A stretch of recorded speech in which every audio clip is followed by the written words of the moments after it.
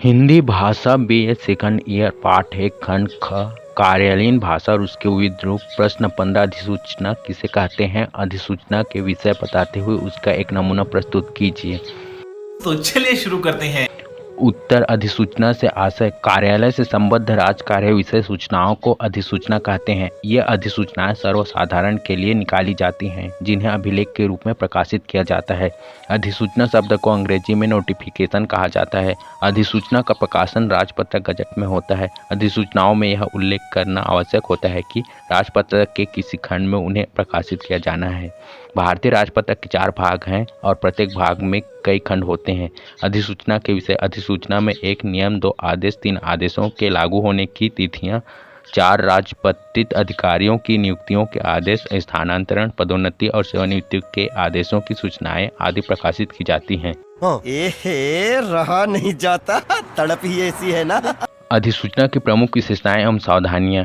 अधिसूचना जारी करते समय अनेक सावधानियां रखना आवश्यक है जो उसकी प्रमुख विशेषताओं के रूप में इस प्रकार हैं। एक अधिसूचना ऐसा पत्राचार है जो भारत के गजट या राजपत्र में प्रकाशित होता है। 2 अधिसूचना के प्रारंभ में यह निर्देश आवश्यक रूप से होता है कि यह भारतीय राजपत्र के किस भाग और किस खंड में प्रकाशित होगा।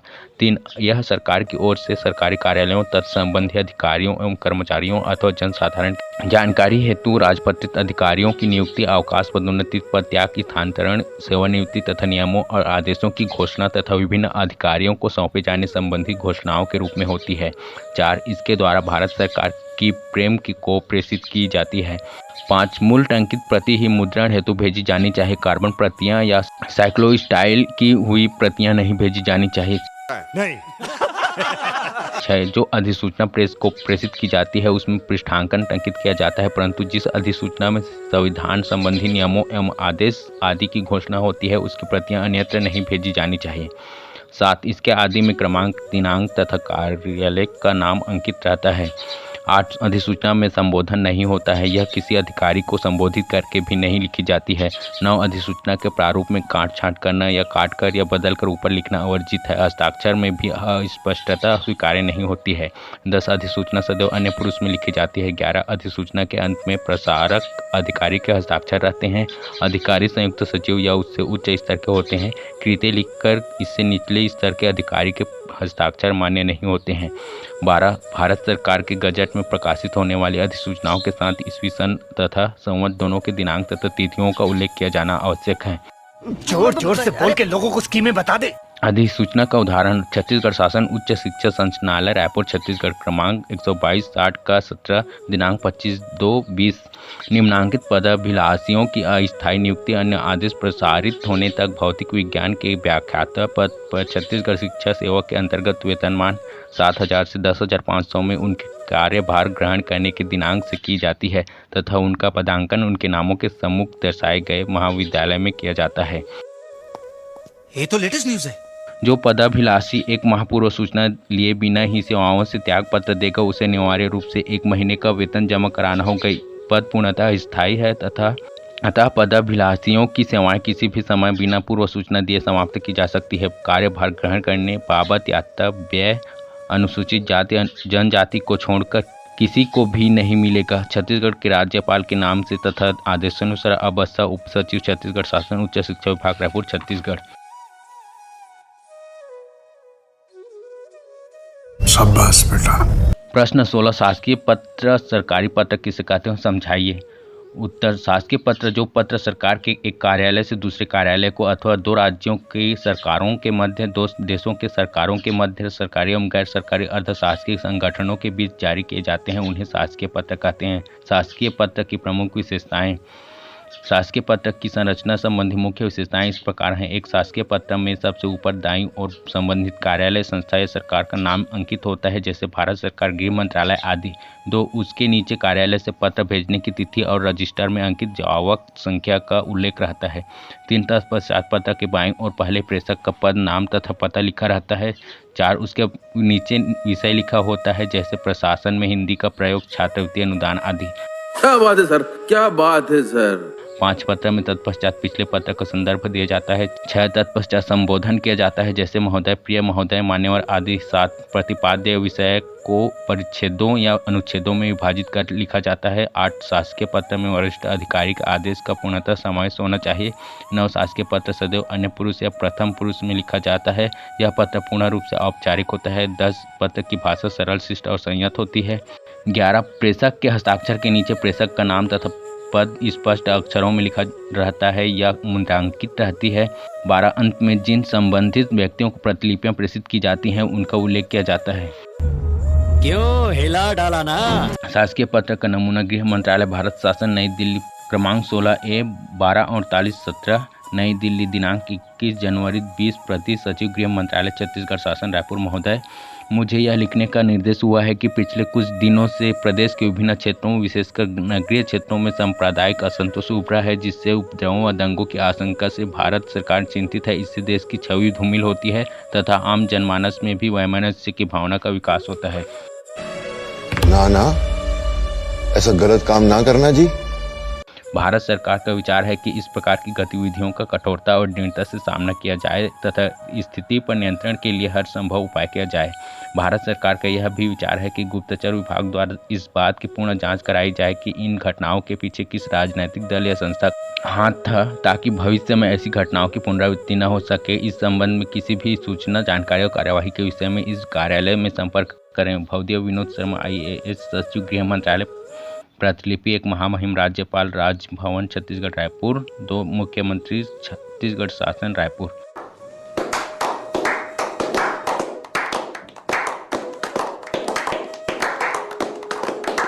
प्रश्न 18 सरकारी व अर्ध सरकारी पत्र में अंतर समझाइए। उत्तर 1 सरकारी पत्र प्रायः विदेशी सरकारों, राज्य सरकारों, संबद्ध तथा मातहत कार्यालयों, सार्वजनिक निकायों आदि को लिखे जाते हैं, जबकि अर्ध सरकारी पत्र प्रायः केंद्र सरकार द्वारा अपने विभाग के अधिकारियों द्वारा किसी अन्य विभाग के व्यक्ति को किसी विशिष्ट मामले की ओर व्यक्तिगत ध्यान आकृष्ट करने के लिए लिखे जाते हैं। 2 शासन सरकारी पत्रों में औपचारिकता अधिक होती है, जबकि अर्ध सरकारी पत्रों में औपचारिकता एवं अनौपचारिकता दोनों होती हैं। 3 शासकीय पत्रों में भावना का स्थान तनिक भी नहीं होता, जबकि अर्ध सरकारी पत्रों में भावना का सूक्ष्म स्थान होता है और इन पत्रों में घनिष्ठता का समावेश होता है। समझ रहे हो। 4 शासकीय पत्रों के संबोधन में केवल महोदय लिखा जाता है, जबकि अर्ध सरकारी पत्रों में प्रिय, प्रियवर के साथ नाम अथवा उपनाम आदि का प्रयोग होता है। 5 शासकीय पत्र के कलेवर में मुझे आदेश हुआ है या मुझे निर्देश हुआ है पदावली का प्रयोग किया जाता है, जबकि अर्ध सरकारी पत्र में मुझे लिखते हुए प्रसन्नता हो रही है या मुझे इस बात की खुशी है लिखा जाता है। 6 पत्र की समाप्ति पर स्वनिर्देश के लिए सरकारी पत्र में भवदीय या आपका विश्वास भाजक लिखा जाता है, जबकि अर्ध सरकारी पत्र में आपका सद्भावी या आपका ही प्रयोग किया जाता है। 7 सरकारी पत्र में प्रेषक अपने हस्ताक्षर व पद का उल्लेख करता है, जबकि अर्ध सरकारी पत्र में प्रेषक अधिकांशतः केवल अपने हस्ताक्षर ही करता है। तो क्या नाचो मैं? प्रश्न 19 टिप्पण किसे कहते हैं, उदाहरण से समझाइए। उत्तर शासकीय विभागों तथा कार्यालयों में आंतरिक व्यवस्था बनाए रखने के लिए और कार्य को सुचारू रूप से एवं नियमानुसार चलाने के लिए तथा बाह्य संपर्क बनाए रखने के लिए कई बातों तथा बहुत सी सामग्री की आवश्यकता पड़ती है। प्रत्येक कार्यालय में उस कार्य से संबंधित अनेक प्रकार के पत्र आते हैं। जैसे ही किसी कार्यालय में कोई पत्र प्राप्त होता है, वैसे ही उसके निपटाने की कार्यवाही प्रारंभ हो जाती है। पत्र आदि को निपटाने के लिए समय समय पर अभियुक्तियाँ लिखी जाती हैं, उसे टिप्पणी कहते हैं। टिप्पणियों पर आदेश प्राप्त कर तदनुसार कार्य किया जाता है। ये बड़ी अच्छी बात कही आप। शासकीय कार्यों के निपटाने में समस्या के प्रारंभ से अंत तक यानी आदेश प्राप्त होने तथा समस्या के समाधान तक की यात्रा टिप्पण के द्वारा ही की जाती है। इसलिए टिप्पणी का बहुत महत्व है। टिप्पणी वे अभियुक्तियां हैं जो किसी विचाराधीन विषय के संबंध में लिखी जाती हैं, जिससे उसके निराकरण में सुविधा हो सके। टिप्पण का उद्देश्य उन बातों को स्पष्ट रूप से तथा तर्क एवं नियमानुसार प्रस्तुत करना है जिन पर निर्णय करना होता है, उन बातों की ओर भी संकेत करना है जिनके आधार पर निर्णय लेने की संभावना होती है। अतः पत्र के सार को बतलाते हुए निर्णय के लिए अपना सुझाव देना ही टिप्पण है। टिप्पण एक आलेख को दूसरे आलेख से जोड़ता है। भाई मजा आया। प्रश्न 20 व्यापारिक पत्र से आपका क्या अभिप्राय है, इसकी आवश्यकता एवं कार्य बताइए। उत्तर व्यापारिक पत्र से आशय एवं परिभाषा। व्यापारिक पत्रों से आशय उन पत्रों से है जो व्यापारियों के मध्य अथवा व्यापारी और ग्राहक के मध्य किसी व्यापारिक कार्य कराने के संबंध में लिखे जाते हैं। कभी कभी व्यापारी कुछ सुविधाओं की प्राप्ति अथवा शिकायतों के प्रस्तुतिकरण के लिए सरकारी अथवा अर्ध सरकारी संस्थाओं भी पत्र व्यवहार करता है। यह पत्र भी इसी श्रेणी में आते हैं। हर्बर्ट ए केसन के अनुसार प्रत्येक निर्गमित पत्र आपकी संस्था का यात्री है। यह विक्रेता है। यह संदेश जाता है, यह शांत होता है परंतु गूंगा नहीं। यह ग्राहकों को आकर्षित करता है या भगा देता है। यह संस्था की ख्याति निर्माण में सहायता पहुंचाता है। बात तो सही है। एक अन्य विद्वान ने व्यापारिक पत्र की परिभाषा इन शब्दों में दी है। एक श्रेष्ठ व्यापारिक पत्र लेखक का प्रतिनिधि होता है। जिस प्रकार किसी प्रतिनिधि या एजेंट द्वारा ठीक से व्यवहार न करने की दशा में उसके मालिक को हानि पहुंचने की आशंका रहती है, उसी प्रकार एक खराब ढंग से लिखा गया पत्र लेखन के उद्देश्य की पूर्ति नहीं कर सकता। एक श्रेष्ठ व्यापारिक पत्र में लेखक का व्यक्तित्व प्रतिबिंबित होता है। व्यापारिक पत्र के उद्देश्य। व्यापारिक पत्र लिखने के तीन मुख्य उद्देश्य होते हैं। एक, व्यक्तिगत रूप से संपर्क किए बिना संप्रेषण का सुविधाजनक माध्यम प्रदान करना। 2, कोई सूचना प्राप्त करना या प्रदान करना। 3, किए गए व्यवहारों का लेखा रिकॉर्ड रखना। अच्छा, व्यापारिक पत्र व्यवहार की आवश्यकता और महत्व। आधुनिक युग प्रगतिशील व्यापारिक युग है। इस युग में व्यापार का मूल आधार पत्र व्यवहार ही है। एक प्रभावी पत्र व्यापार की वृद्धि में सहायक तथा इसके विपरीत एक घटिया तरीका से लिखा हुआ पत्र व्यापार के विनाश का कारण होता है। प्रभावी एवं कुशल पत्र व्यवहार द्वारा ग्राहकों को सहज ही आकर्षित किया जा सकता है। व्यापारिक पत्र व्यवहार का महत्व आवश्यकता निम्नलिखित बातों से भी स्पष्ट होता है। ठीक है। एक, व्यापारिक क्षेत्र के विस्तार में सहायक। व्यावसायिक पत्र व्यवहार की आवश्यकता उस समय नहीं थी जब व्यापार का क्षेत्र सीमित तथा संकुचित था। केवल स्थान विशेष के रहने के कारण व्यक्ति उसी स्थान पर पदार्थों को देखकर क्रय विक्रय कर लेते थे। तब न तो पत्र व्यवहार की आवश्यकता ही थी और न उसके लिए साधन ही प्राप्त थे, परंतु आज के व्यापार की तो रूपरेखा ही बदल गई है। व्यापार राष्ट्रीय ही नहीं अंतर्राष्ट्रीय हो गया है, जिसमें बैंक, बीमा, संदेश एवं मालवाहक संस्थाओं के अत्यधिक सहयोग की आवश्यकता है। ऐसी परिस्थिति में पत्र व्यवहार आधुनिक व्यापार के लिए अत्यंत ही महत्वपूर्ण हो गया है और उसके लिए त्वरित तथा शीघ्रगामी साधन भी प्राप्त है। वास्तव में व्यापार, यातायात, वाहन, संवहन आदि साधनों का और पत्र व्यवहार का विकास साथ साथ हुआ। बिना पत्र व्यवहार के आज विस्तृत व्यापार सर्वथा असंभव है। पत्र व्यवहार के बल पर व्यापारी अपने व्यवसाय को संसार के सुदूर प्रदेशों तक व्याप्त कर सकते हैं। ऐसे व्यापारी भी आज तक न कभी परस्पर मिल पाए हैं और न भविष्य में उनके मिलने की संभावना ही है। पारस्परिक घनिष्ठ व्यापारिक संबंध केवल पत्र व्यवहार द्वारा ही स्थापित कर लेते हैं। ठीक है, समझ गया। 2, रचनात्मक शक्ति के रूप में। वास्तव में पत्र व्यवहार एक रचनात्मक शक्ति है जिसके सदुपयोग से पूर्व स्थापित व्यापारिक संबंध पनपते रहते हैं और नवीन सृजित होते रहते हैं, परंतु उसे शक्ति का दुरुपयोग अथवा उसके प्रयोग में असावधानी हानिकारक हो सकती है। 3, प्रतियोगिता का सामना करने के लिए। प्रतियोगिता के इस युग में कुशल व्यापार के लिए यह अनिवार्य है कि वह कुशल पत्र लेखन की भी व्यवस्था करें। पत्रों का प्रभाव गहरा और स्थायी होता है। प्रत्येक वाक्य शब्द ही नहीं अपितु प्रत्येक अक्षर और पत्र की आकृति भी अपना प्रभाव पाठक पर डालते हैं। यही नहीं, जो कार्य व्यक्तिगत भेंट से नहीं बनते हैं सहज ही में प्रभावी पत्र से होते देखे गए हैं। 4, व्यक्तिगत भेंट से भी अधिक प्रभावी। व्यापार में व्यक्तिगत भेंट का महत्व तो है ही, परंतु कई स्थानों पर पत्र का स्थान भेंट से भी अधिक महत्वपूर्ण होता है। व्यापारी और ग्राहक के व्यक्तिगत पारस्परिक संबंध प्रायः व्यक्तिगत प्रभाव से प्रभावित होते हैं और बहुत से निर्णय व्यक्तिगत बातचीत से सुगमता से हो सकते हैं, परंतु व्यक्तिगत भेंट के पहले और पश्चात पत्र व्यवहार तो आवश्यक है ही। व्यक्तिगत भेंट की व्यवस्था भी प्रायः पत्र व्यवहार द्वारा प्रसंग इत्यादि निश्चित कर लेने के पश्चात होती है। भेंट के पहले पत्र व्यवहार से भेंट के समय की बातचीत का स्पष्टीकरण कर दिया जाता है। जो बातें संकोचवश व्यक्तिगत भेंट के समय नहीं कही जा सकती, उन्हें बड़ी नम्रता पूर्वक अत्यंत सुगमता के साथ पत्रों में लिखा जा सकता है, जिससे ग्राहक के नाराज होने की संभावना कम ही रहती है।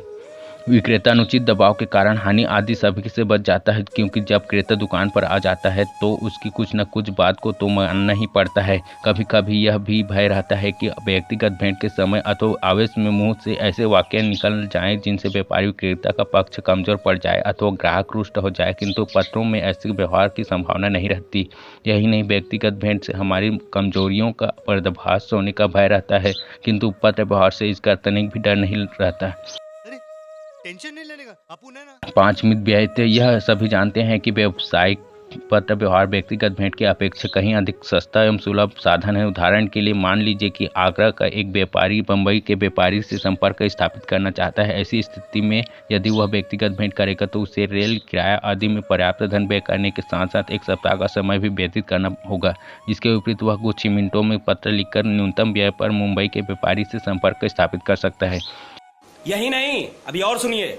व्यापारिक पत्र के कार्य प्रारंभिक अवस्थाओं में पत्र व्यवहार को केवल सूचना देने का एक साधन माना जाता था, लेकिन आज के प्रगतिशील एवं प्रतिस्पर्धात्मक युग में इसे बिक्री का एक निश्चित एवं प्रभावशाली साधन समझा जाता है। किसी सूचना को भेजने के साथ साथ व्यापारिक पत्र व्यवहार 3 प्रमुख कार्य करता है। एक लिखित ब्यौरा रखना, 2 व्यापार को प्रोत्साहित करना और 3 साख का निर्माण करना।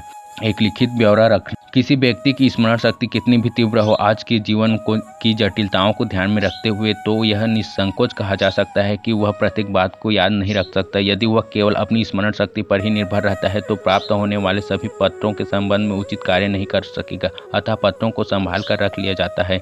जो कोई बात पत्राचारों में तय होती है उसे भविष्य के संदर्भ के लिए लिखित रूप में दे दिया जाता है। क्रय विक्रय, साख सूचना, ऋण की वसूली जैसे कार्यों के संबंध में तो पत्र व्यवहार का एक विशेष महत्व है, क्योंकि काम का एक भी शब्द छूट जाने से बेकार व्यय तथा मतभेद उत्पन्न होने का भय रहता है। इस प्रकार पत्र व्यवहार व्यापार के सुचालन में सहायता देने के साथ साथ मतभेद विषयक मामलों में साक्ष्य एविडेंस का कार्य भी करता है।